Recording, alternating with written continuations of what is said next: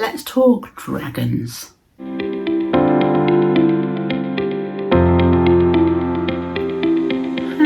the flippin' heck is it the middle of February already? First of the year's been a little bit hectic here. We're in a rental, and obviously you get inspections and stuff every once in a while, and then there's always bits and pieces you want to do around the house, and that's all happened at the same time this year. Some of the things that get checked out are done like every year or every 8-9 months, that kind of gap. Some things are done every sort of 5 years, but yeah, they've all seemed to have come at the same time, bar the gas. That gets done in the middle of the summer. They come and check my gas fire that I don't use and turn it on quite often on the hottest day of the year.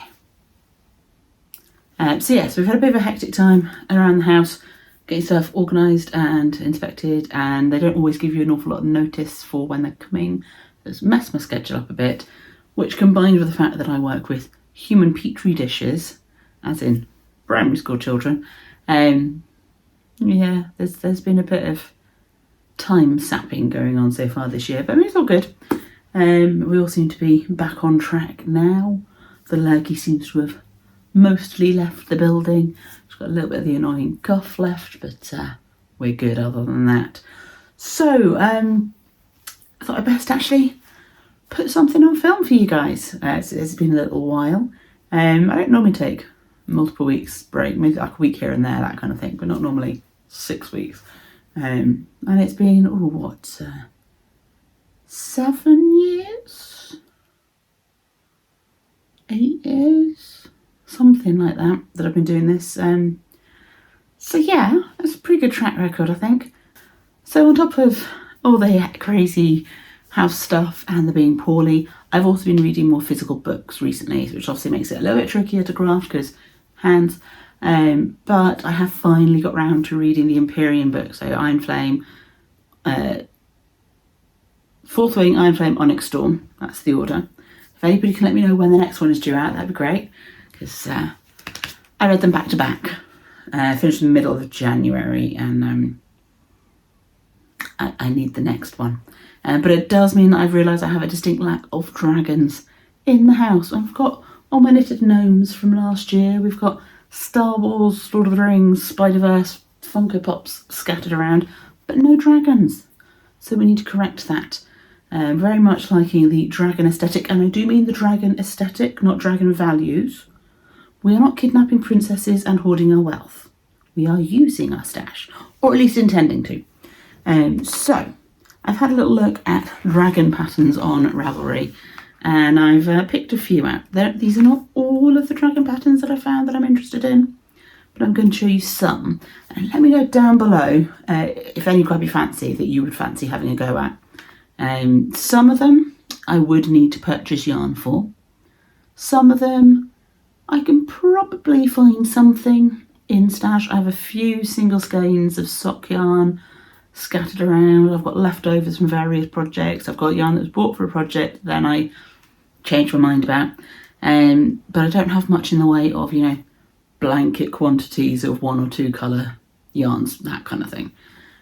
So I've got 3 sections of pattern types to show you. One is wall decor, one is blankets, and one I've classed as amigurumi, but one of the patterns I'm not sure you'd really necessarily class as amigurumi, but I couldn't see where else to put it. You'll see what I mean when I get to that one. We'll do the amigurumi section last. That's probably where I'm going to start my dragon making, because they'll fit on the shelves more easily. So let's start with wall decor, and I have 3 patterns to share with you here. The first one's kind of inspired, my looking for it was kind of inspired by a Jazza video, so YouTube Australian artist. He made a life-sized dragon head bursting through a wall in his office, and it looked amazing, but a little impractical for a domestic setting. However, these dragon head wall mounts from CraftyTibbles, there's a few varieties of dragon that you can choose, a mix and match kind of idea by the look of the pictures. They seem a lot more of a manageable size, and there's a video that goes with them, so that's great. Now I will say all of these patterns I've pulled from my basket on Ravelry, so they are all paid for patterns, and so they're all ones that I am certainly considering getting and having a go at, but possibly not straight away. I mean, some of them I would be needing to buy yarn for, because I wouldn't have the right number of colours in the right yarn weight and what have you, for the projects. But some of them I might have something in stash. I've got single skeins and leftovers and that kind of stuff. So next up we have the Proud Dragon wall hanging. Now this is filet crochet, which is something I've never done before. Could potentially find enough yarn. It's done in thread though, so yeah, this was one I would have to buy yarn for, unless I was to do it in, white. They've done it in black in the example, which I think is very effective, and obviously you can adjust the colour to suit your own colour scheme for your decor. But a nice little banner wall hanging thing there, very sort of medieval castle-esque. So if you're going for the historical fantasy setting type idea, that would work nicely. My third and final wall decor project to show you is absolutely stunning. Now this is one that I would definitely need to buy yarn for. It's an Aran weight pattern. It's using quite a lot of yardage. I suspect you could probably use it as a blanket as well. It's a crochet pattern, so wall hanging or bed cover is what they say. So yeah, you could use it as a blanket, and it'll be a nice sort of segue from this section into the next one. It's the Dragon Eye wall hanging by Ashlee Meyer. Right. The way they've even got the reflection of the light in the eye is just phenomenal. I'm not entirely sure how many colours are in there. Let's have a look. 1, 2, 3, 4, 5. She's using 6 colours of Aran weight yarn to create this absolutely gorgeous, realistic looking dragon's eye wall hanging bed cover thing. And it's a January 2025 pattern, so it's pretty recent. But yeah, absolutely stunning. Quite daunting to look at, to be fair. I'm just having a look to see if she's got the final size. 60 inches long by 90 inches wide. So probably a little along the foot of the bed, kind of a bed cover rather than a full blanket. But yeah, absolutely stunning. Just the level of detail that is in that is amazing. She seems to have given it a bit of a fringed effect at top and bottom. So would this be mosaic crochet? Again, a technique I have yet to try. So that would be interesting. So following on from the Dragon's Eye, let's move on to some definitively blanket patterns rather than the ones that are designed for hanging on the wall rather than snuggling underneath. And there are, again, some absolutely stunning projects here. But again, I'm likely to need to buy yarn for these projects. So we're looking mostly DK patterns. There's one that's Aran. I generally have fingering weight in stock. So my stash doesn't tend to be the heavier weights because I would buy specifically for a project, generally speaking. My stash is mostly leftovers and sock yarn. So yeah, not really blanket quantities. So we have the Dragonscape Mosaic Afghan up first in this section, which is by McIntyre. So you've got this beautiful nighttime scene of a dragon flying over a city. So this is a DK weight pattern. Again, I believe it's mosaic crochet. If I end up making any of these blankets, I will be learning mosaic crochet because I think they are all in that technique. But it's just beautiful to have this lovely picture, stunning picture. And can you imagine that sort of over a sofa or lying on a bed? Absolutely beautiful. Next up is the Book Dragon. So this is the Aran weight pattern. So it's interlocking crochet being used here. I don't know what the difference is between interlocking crochet and over, because they're scanning through the information here. They're talking about interlocking crochet and they're talking about overlay mosaic crochet. So it looks like they've got both options there. So yeah, mosaic crochet, I'm not entirely sure the difference between interlocking and mosaic, or overlay mosaic rather, because again, I've not done mosaic crochet. The closest I've come is this, which I believe has got some overlay techniques in that it's using front post double crochets and treble crochets and that sort of thing. But that's the most that I've done. I've not done mosaic crochet per se, where you're using different colours to create the image. But yeah, absolutely beautiful. This would be good for like a book nook reading corner. The third pattern that I have to show you is another flying dragon. This is the Treetops dragon by Dragon's Flight. So again, 2024 pattern. These are all really quite recent patterns. The book dragon was 2022, but I mean, generally speaking, we're looking at 24, 25. So this Treetops dragon, it's designed to be as if you were in a forest looking up, seeing the dragon flying overhead. So you've got silhouettes against the sky, and again, absolutely beautiful. They've used a variegated yarn for the background on this one, and it's a DK weight pattern. So yeah, stunning things. How people manage to work these out, I'm sure once I get the idea of how mosaic works, I could probably figure out how to chart something, but the detail that is in these particular blankets, stunning. So my final blanket pattern to show you is another Dragon's Flight pattern. It's a dragon framed. So this is from February 2025. It's another DK pattern. And yeah, again, they've used like a variegated yarn for some of it, and they've used black and white. So we've got like 3 colours in there by the look of it. Yeah, black, cream and spirit are the colours there. So because it's like a lap blanket size by the look of it, 93 centimetres by 186 centimetres. So it would be fine for sort of draping along the edge of a bed or having on a chair or a sofa or something for a little bit of additional warmth. But the detail in this is just amazing. So you've got dragon in the foreground with trees in the background using like the variegated colour for those details. Then you've got cream to bring that detail out, and the frame is in black with a little owl and a little fox and a squirrel. There's bats in there as well. So yeah, the detail is just amazing.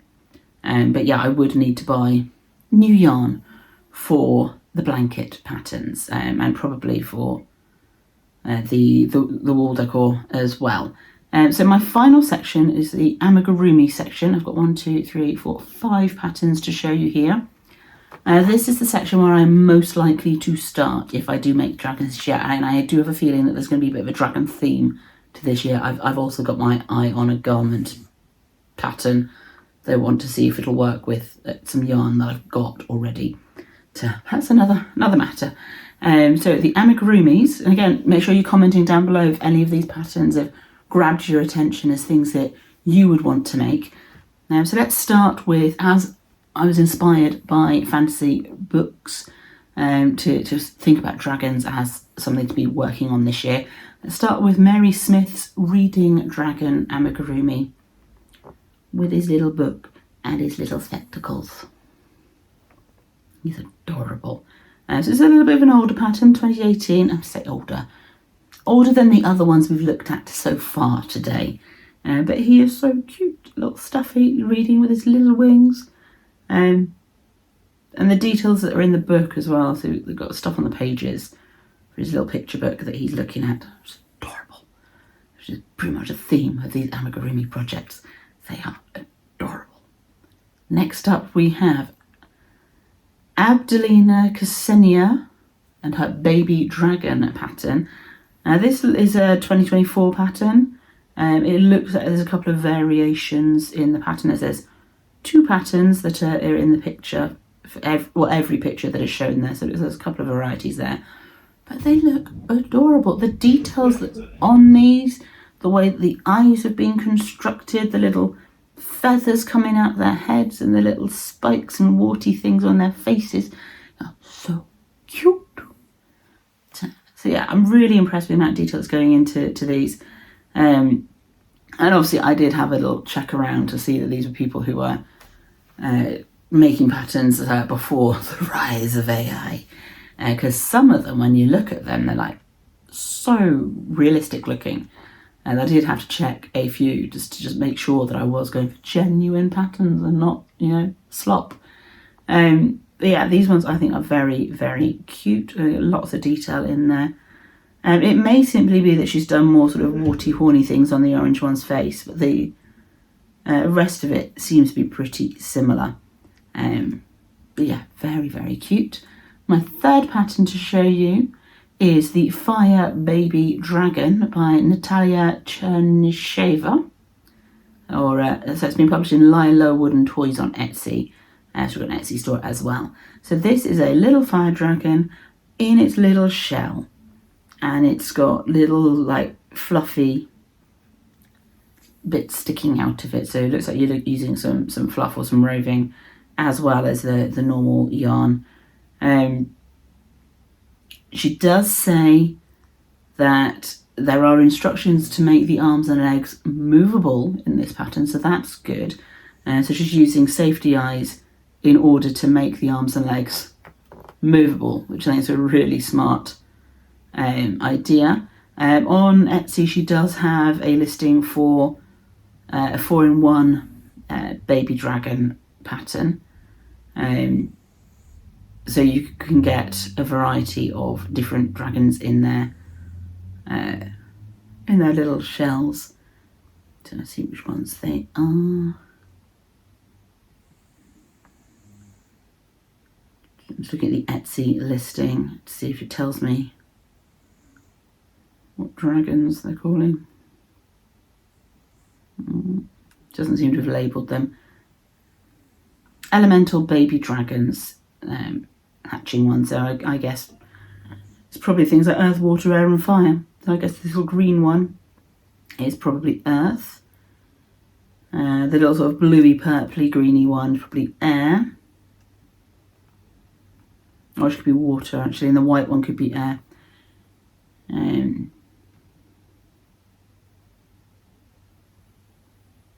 Yeah, because the little green purpley one, it's sort of got like fish fins on, so that's probably water, and then the white one being air. So yes, if you don't want to go through Ravelry for her patterns, there is the option of going through Lila Wooden Toys on Etsy for the 4 patterns in one bundle. The next pattern, the 4th pattern in my Amigurumi section, is the one where I wasn't totally sure if you'd really class it as Amigurumi or not, because it's a trinket bowl. So it's Trinket the Dragon Treasure Keeper by Irene Strange. This would be great for keeping like stitch markers in, or jewellery by the bed, that kind of thing. It's a July 2024 pattern. It's very, very sweet. So this is one that I think is very tempting. It is a DK pattern. I don't have much in the way of DK, but I could hold fingering weight double for that if I can't find anything suitable in stash. I'm very tempted by that one because it's so cute. And the final pattern I have to show you is actually a little bundle of patterns. So this is a book of patterns called Little Dragons, and there seems to be 3 patterns in there. They're by Anastasia Sarkisian. We have the Dragon El-Jin, the Flower Dragon, and the Moon Dragon. So if I just pop into the Moon Dragon listing, just give you a little bit more detail on these. So these are all done with thread, so crochet thread, and they are tiny. I mean, you can see them sat in her hand, and again, the amount of detail that is in these is phenomenal. I mean, I think I would need to be somewhere with good lighting to be able to make these ones. If you pop into the flower dragons, then they're slightly different shaped body, sit on the finger nicely. There are people who've actually made them, which is so cute. Some people have done them in larger yards, obviously ended up with a larger sized project, which might be the way I go, because I will definitely have enough yarn in my leftovers for a small dragon. And there's the Dragon El-Jin. Again, absolutely adorable, tiny little pattern. In it, this one's done with embroidery floss. So yeah, I could probably find the materials for those. But they're so, so sweet. So as I say, let me know down below if any of these patterns have grabbed your attention as ones that you might want to do. I'm going to obviously be raiding my stash and trying to make a decision on which one to start with before I buy the pattern, because if I buy all the patterns, I won't have money to buy the supplies. But yes, there we go. And there may well be, as I say, a dragon theme to this year. So thank you so much for spending some time with me today. I look forward to seeing you in my next video. In the meantime, there's this one here that may be of interest to you, and I will see you soon. But until then, happy crafting and bye-bye for now.